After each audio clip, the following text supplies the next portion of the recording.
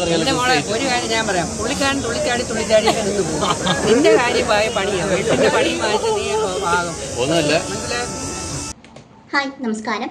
അപ്പോൾ കുറച്ച് കമൻസുകൾ നമുക്ക് ആദ്യം വായിക്കാം. ഈ കമൻസുകൾ ആരെ കുറിച്ചിട്ടാണെന്ന് നമുക്ക് ആദ്യം തന്നെ പറയാം. എന്താണെന്ന് വെച്ചാൽ ഈ കൊല്ലം സുധി എന്ന് പറയുന്ന ആ നല്ലൊരു കലാകാരൻ്റെ വൈഫിൻ്റെ ആണ് കേട്ടോ. സത്യം പറഞ്ഞാൽ ഇതിങ്ങനെ പറയാൻ കാരണം ഓരോ പോസ്റ്റിൻ്റെ അടിയിലും കുറേ കമൻസുകൾ ഇങ്ങനെ വന്നിട്ടുണ്ട്. എന്നിട്ട് പറയുന്നുണ്ട് യൂട്യൂബേഴ്സാണ് ആ ചേച്ചിയെ വിറ്റ് ജീവിക്കുന്നു എന്നൊക്കെയുള്ള രീതിയിലാണ് സംസാരിക്കുന്നത്. അപ്പം നമുക്ക് ആ ഒരു എല്ലാം വായിക്കാൻ പറ്റും, സമയമില്ല. അതുമാത്രമല്ല നമുക്ക് എല്ലാം വായിക്കാൻ അതിൽ കുറേ തെറികളൊക്കെ ഉണ്ട്. അപ്പോൾ നമുക്ക് അതെല്ലാം കൂടി കൂട്ടി വയ്ക്കാൻ പറ്റത്തില്ല. കുറച്ചായിട്ട് വായിച്ചു തരാം. എന്തിനാ ഈ തൊടുകറിക്ക് ഇത്രയും എക്സ്പ്രഷൻ ഇട്ട് വിതറുന്നേ? ഓക്കെ, ഒരു കാര്യം, മറ്റേ മണമുള്ള സ്പ്രേ ബോട്ടിൽ തീർന്നു. നീ നിന്റെ ഐഡന്റിറ്റിയിൽ ജീവിക്കുക, അല്ലാതെ കൊല്ലം സുധി എന്ന് എപ്പോഴും ഇങ്ങനെ പറയേണ്ട ആവശ്യമില്ല. കാരണം കറക്റ്റാണ്. എപ്പോഴും എന്തെങ്കിലും കൊടുത്താലും ഒരു ഇൻട്രൊഡക്ഷൻ കൊല്ലം സുധി. ആ ചേട്ടൻ നല്ലൊരു കലാകാരനാണ്. ആ ചേട്ടൻ എന്ത് കഷ്ടപ്പെട്ടിട്ടാണ് ഈ ഒരു നിലയ്ക്ക് എത്തിയിട്ടുള്ളതെന്നറിയാം. ആ ചേട്ടൻ സുധി. ആ ചേട്ടനെ ഇങ്ങനെ എന്തിനാ ഇല്ലാണ്ടാക്കുന്നത്? ആ ചേട്ടൻ്റെ പേര് അങ്ങനെയെങ്കിലും നിലനിന്ന് പോകട്ടെ. ആ ചേട്ടൻ്റെ പേര് വെച്ച് ആ ചേട്ടൻ മകനെങ്കിലും ജീവിക്കട്ടെ. കറക്റ്റ്. ആൾക്കാരുടെ മനസ്സാണ് കേട്ടോ, നമ്മുടെ മനസ്സല്ല. ആൾക്കാർ പലരും ഇഷ്ടപ്പെടുന്ന ആൾക്കാരും കാണും, ഇഷ്ടപ്പെടാത്ത ആൾക്കാരും കാണും. ഒന്നും പറയണ്ട, പേടിയാണ് കേട്ടോ. കാരണം പറഞ്ഞു പോയാൽ അടുത്ത് പറയും, നീ അവർക്കോടെ ചെലവിന് കൊടുക്കോ, നീ ചെലവിന് കൊടുക്കോ. ഭർത്താവ് മരിച്ച ഭാര്യ പുറത്തിറങ്ങി നടക്കരുത്, അങ്ങനെ ചെയ്യരുത്, ഇങ്ങനെ ചെയ്യരുത് എന്നൊന്നും പറയുന്നില്ല. എന്നാലും ഒന്ന് അടങ്ങി ഒതുങ്ങി ഒക്കെ ജീവിക്കാം. ഇത് മരിച്ചത് തെറിച്ച് നടക്കാനുള്ള ഒരു ലൈസൻസായി കാണരുത്.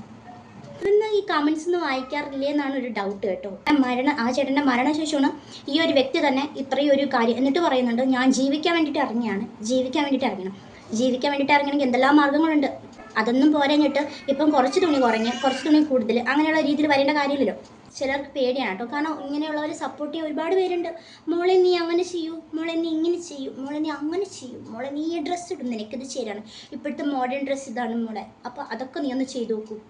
ഓക്കെ, ഇനി മുതൽ കൊല്ലം സുധി എന്ന പേര് വെറും രേണു എന്ന് പറഞ്ഞാൽ മതി. Correct point. അതാണ് ഏറ്റവും വലിയൊരു കാര്യം, ഏറ്റവും മാച്ചാകുന്ന ഒരു പേര് കേട്ടോ. ഒരു പ്രായപൂർത്തിയായിട്ടുള്ള ഒരു മകനുണ്ടെന്ന് പറയുന്നുണ്ട്. ആ മകൻ ഇതൊക്കെ കാണുമല്ലേ, ഈ വീഡിയോസൊക്കെ ആ മകനും കാണുമല്ലേ. അപ്പം മകൻ എന്ത് നാണക്കേടുണ്ടായിരിക്കും. അച്ഛൻ ഉണ്ടായിരുന്നെങ്കിൽ ഇങ്ങനെ അഭിനയിക്കുമോ എന്ന് ആ കുട്ടിയുടെ മനസ്സിൽ തോന്നിയിട്ടുണ്ടായിരിക്കും. പക്ഷെ പുറത്ത് പറയില്ല. ആർക്കും മരിക്കും, ഈ ലോകത്ത് മരിക്കാത്ത ആൾക്കാരും. അപ്പോൾ ഇപ്പം ഭർത്താവ് മരിച്ചിട്ടുള്ള സ്ത്രീ ഇങ്ങനെയുള്ള ഒരു ഡ്രസ്സ് ധരിക്കണമെന്നോ ഇങ്ങനെ മറ്റുള്ളവരെ കാണിച്ച് നടക്കണമെന്നോ എല്ലാവരും പറയും. ജീവിച്ച് കാണിക്കുമെന്ന് പറയും. ഇതിപ്പോൾ കാണിക്കാൻ വേണ്ടി ജീവിക്കണമെന്നാണ് ചിലർ പറഞ്ഞിട്ടേ. നമ്മളാരുമല്ല കേട്ടോ, നമ്മളാരാണെന്ന് പറയുന്നത് ഇത് നമ്മുടെ മെക്കിട്ട് വരരുത്. ജീവിക്കാൻ വേണ്ടി കാണിക്കുന്നു എന്നാണ് എല്ലാവരും പറയുന്നത്. കാരണം വൈറലാകാൻ വേണ്ടിയിട്ട് കുറേ ആൾക്കാർ ഇപ്പം ഇങ്ങനെയുള്ള കണ്ടൻറ്റ് ചെയ്താൽ മാത്രമേ വ്യൂസ് വരൂ എന്ന് പറഞ്ഞിട്ട് ഇങ്ങനെയുള്ള കണ്ടൻറ്റ് മാത്രമേ ചെയ്യാറുള്ളൂ. അവർക്ക് ഇൻസ്റ്റാഗ്രാമിലാണെങ്കിൽ നല്ല വ്യൂസ് ഉണ്ട്. ഒന്ന് നോക്കിയാൽ മതി. ആദ്യമൊന്നും വ്യൂസ് ഇല്ലാതിരുന്ന ആൾ കുറച്ചൊന്ന് മാറ്റി പിടിച്ചാൽ അന്ന് വ്യൂസാണ് കേട്ടോ. ആ ബെസ്റ്റ്. ആ സുധിച്ചേട്ടൻ്റെ മകൻ എങ്ങനെ വെളിയിലിറങ്ങി നടക്കും? അത് ശരിയാണ്, എങ്ങനെ നടക്കും? ഇതൊക്കെയല്ലേ കാണിക്കുന്നത്. മരിച്ചവർ മരിച്ചില്ലേ, ഇനിയും അവരെ വെച്ച് പണം ഉണ്ടാക്കണോ? ആദ്യം സ്വന്തമായിട്ട് ഒരു ഐഡൻറ്റിറ്റി ഉണ്ടാക്കിയെടുക്കാൻ നോക്കും. മരിച്ചവരെ വെറുതെ വിടും. കറക്റ്റ്, അതല്ലേ ചെയ്യേണ്ടത്. മരിച്ചവരെ വെറുതെ വിട്ടിട്ട് സ്വന്തം ഐഡൻറ്റിറ്റിയിൽ ജീവിക്കാൻ ശ്രമിക്കുക. ഇതിപ്പോൾ അദ്ദേഹത്തിനോട് ഒരു 5 വർഷം ജീവിച്ചു.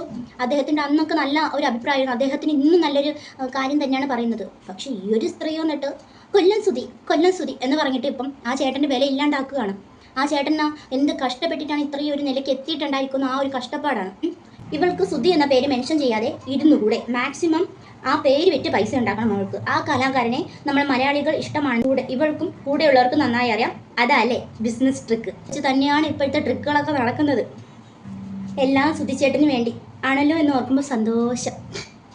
പാവം കേട്ടോ. എന്നാലും ആ ചേട്ടൻ്റെ ഒരു അവസ്ഥ ഇപ്പോഴാണ്. ഈ ചേട്ടൻ ഒന്ന് ചിന്തിച്ചാൽ മതി. ആ ചേട്ടൻ ഉണ്ടായിരുന്നെങ്കിൽ ഈ ഒരു കാര്യത്തിൽ ഇങ്ങനെ നടക്കുമായിരുന്നു.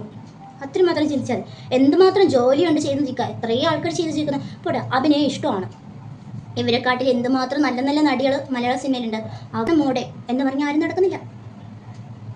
വിശ്വസദ്യ ഉണ്ണാൻ വീട്ടിലുണ്ടാക്കിയാൽ പോലെ ദുബായിൽ വരെ പോകണോ? ഒരു വക റീലും കൊണ്ട് വന്നേക്കുന്നു. അടുത്തത്, ചേച്ചിയുടെ കാര്യം പറഞ്ഞിട്ട് പോ, അല്ലാതെ സുധിച്ചേട്ടനെ പറയണത് എന്തിനാ? ആ പേര് പറഞ്ഞ് റീച്ച് ഉണ്ടാക്കാനാണ്. അതെ, റീച്ച് ഉണ്ടാക്കാൻ തന്നെയാണ് ചേച്ചിയുടെ പരിപാടി. കുറച്ചുകൂടി ആകുമ്പോൾ സുധിച്ചേട്ടൻ്റെ ഭാര്യ എന്ന് പറയുന്നത് നിൽക്കും. പിന്നെ നിങ്ങളുടെ സ്വന്തം രേണു